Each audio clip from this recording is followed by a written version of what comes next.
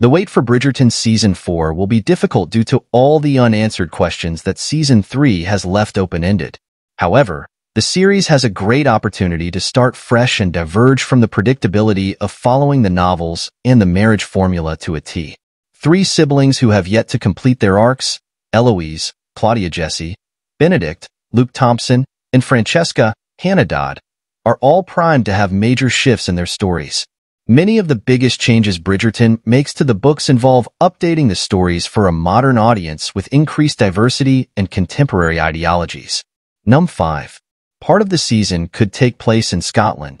After Francesca, Hannah Dodd, made her debut in Bridgerton Season 3, she immediately became the talk of the town. Queen Charlotte, Golda Rochefoucauld, made her the diamond after some of Lady Danbury's, Adjoa Andoh, meddling. But this was the last thing that Francesca wanted. The self-appointed wallflower of the Bridgerton clan, Francesca intended to enter the marriage mart and get out in one season with a quiet, conscientious husband who she liked well enough. She quickly found this in John Sterling, Victor Alley. Before the season was out, the two were married despite the disapproval of the Queen and the misgivings of Francesca's family. However, these concerns were not unfounded, as it doesn't take long after their marriage for Francesca to realize she may have rushed into a lifelong commitment. Of course, Francesca's story is far from over, as the introduction of John's cousin, Michaela, Masali Beduza, indicates the start of Francesca's great romance.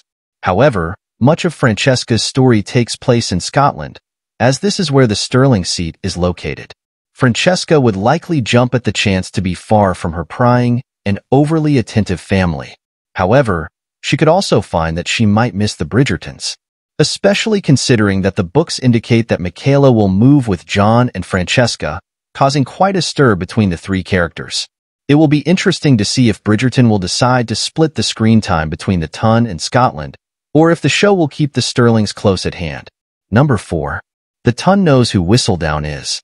It could be argued that the future of Lady Whistledown in Bridgerton is pointless now that everyone knows it's Penelope, and there's no longer any mystery.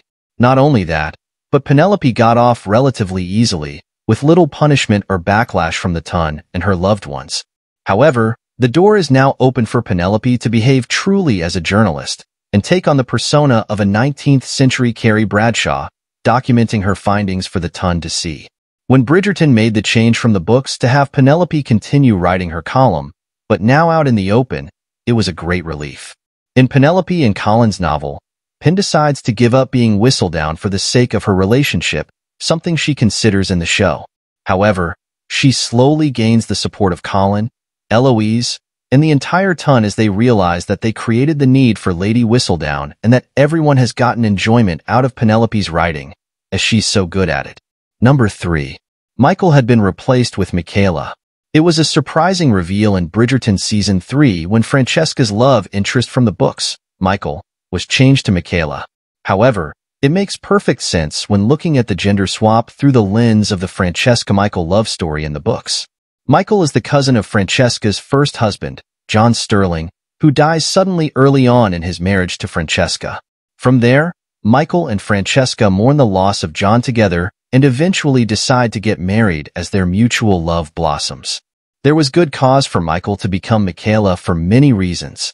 Before Season 3, Quinn gave her approval as the author of the Bridgerton books to include the budding LGBTQ+ love story between Francesca and Michaela.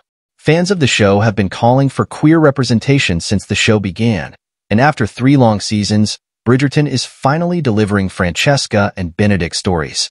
When Francesca and Michaela laid eyes on each other at the end of Season 3, their chemistry was undeniable, and it's obvious that feelings will soon grow. It will be interesting to see how Bridgerton handles their romance in the future, as there is little existing precedent for queer couples in the Bridgerton universe. Since Benedict has also been confirmed to be queer through his relationship with Lady Tilly Arnold, Hannah New, and Paul Suarez, Lucas Aurelio, Bridgerton likely has plenty in store for grappling with these changes and telling faithful and romantic LGBTQ+ love stories. Watching Francesca and Michaela fall in love will be different but very satisfying. Number 2. Julie Andrews might not return. The reveal of Lady Whistledown was sped up considerably in the Bridgerton series versus the books. For 3 seasons, the incomparable Julie Andrews served as the voice of the gossip columnist. Even after the audience learned that Penelope was the pin behind the paper at the end of season 1, Andrews continued doing the voiceover work, and hearing her kick off each season and provide context during every episode has become iconic. However, after Penelope stepped into the role of Whistledown officially and signed her own name, everything's different. As long as Andrews is willing to stay with the show, it would be surprising for the creators and showrunners to move on without her. However, there must be a new angle through which to use her oratory skills.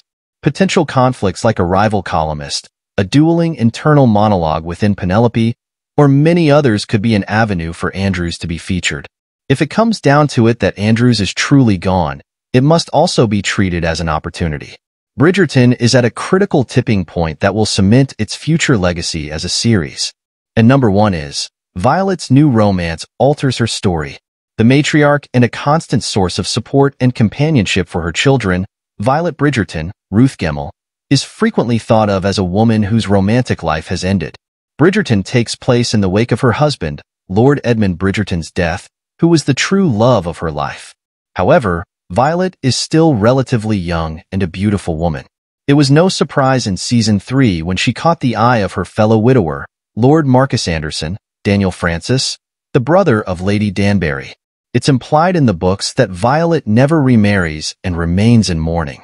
However, this is unrealistic, as Violet doesn't deserve to spend the rest of her life alone as her children grow older and leave home each year. In contemporary culture, it's common for widows and widowers to remarry, even if they love their departed spouse very much. After season 3 saw 2 more of Violet's children marry and depart from the Bridgerton house, it only makes sense that Violet would start thinking about her own future. Additionally, she and Marcus share a mutual understanding of loss and immediately connect over this. Initially, it seems that Lady Danbury is opposed to the match, thinking that Marcus isn't serious about Violet in his quest to find a new wife and companion. Despite this, Violet is taken with him, and Marcus works hard to convince both women that his intentions are honorable. Even if Violet's relationship with Marcus doesn't reach the heights and passion of the love she shared with Edmund, that doesn't mean it's worse or less, only different. Seeing Violet step into the spotlight in Bridgerton Season 4 will be a welcome addition.